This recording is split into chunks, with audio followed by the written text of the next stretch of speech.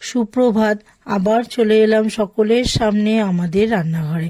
আজকে আমি তৈরি করে দেখাবো লেমন চিংড়ি। এটি তৈরি করতে লাগবে চিংড়ি মাছ আর গন্ধরাজ লেবুর পাতা, চেরা কাঁচা লঙ্কা, আদা, পেঁয়াজ, রসুন আর পাকা কাঁচা লঙ্কা একটু বেটে নিয়েছি। আর এদিকে লাগবে নুন, হলুদ, স্বাদমতো চিনি, দুধ, সাদা তেল আর ফোড়ন দেওয়ার জন্য গোটা গরম মশলা। এবার চিংড়ি মাছটাকে ভালো করে নুন, হলুদ আর গন্ধরাজ লেবুর রস দিয়ে ভালো করে ম্যারিনেট করব। ম্যারিনেট করে এটা এখন আর রাখতে হবে না। এবার আমি ওভেনে কড়াই বসিয়ে দেবো, দিয়ে তেল গরম করব, সাদা তেল দেবো। তেলটা গরম হলে এবার চিংড়ি মাছগুলোকে আমি ভেজে একটু এদিক ওদিক করে ভেজে তুলে নেব।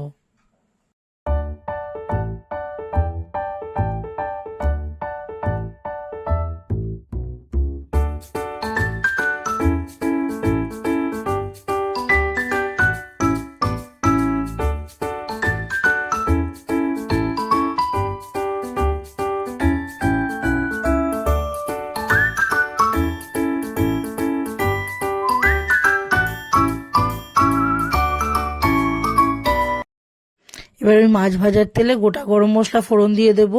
এবার গোটা গরম মশলাটাকে দিয়ে নাড়িয়ে এবার যে মশলাটা আমি পেস্ট করে রেখেছিলাম সেই মশলাটাকেও আমি ওর মধ্যে দিয়ে দেবো তেলের মধ্যে। এবার ওটাকে একটু নাড়াচাড়া করে এবার আর একটু পরিমাণ মতো একটু নুন দেব। এবার নুনটাকে দিয়ে ভালো করে মিশিয়ে নিয়ে এবার আমি যে গন্ধরাজ লেবুটা রেখেছি এবার ওই গন্ধরাজ লেবুর সবুজ অংশটা আমি গ্রেট করে ওর মধ্যে দেব। খুব বেশি দেব না, দিলে একটু তিতকুটে হয়ে যাবে। এই জন্য অল্প একটু পরিমাণ মতো একটু দিয়ে এবার অল্প একটু জল দিয়ে এটা এবার ভালো করে একটু মিশিয়ে নেব। নিয়ে এই যে চিংড়ি মাছগুলো ভেজে তুলে রেখেছি এবার চিংড়ি মাছগুলোকে ওর মধ্যে আমি দিয়ে দেবো।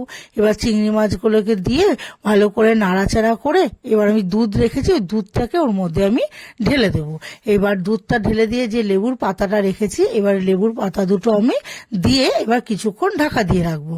কিছুক্ষণ পর ঢাকাটাকে তুলে এবার একটু নাড়াচাড়া করে দেখলাম হ্যাঁ গ্রেভিটা একটু ঘন হয়ে এসছে।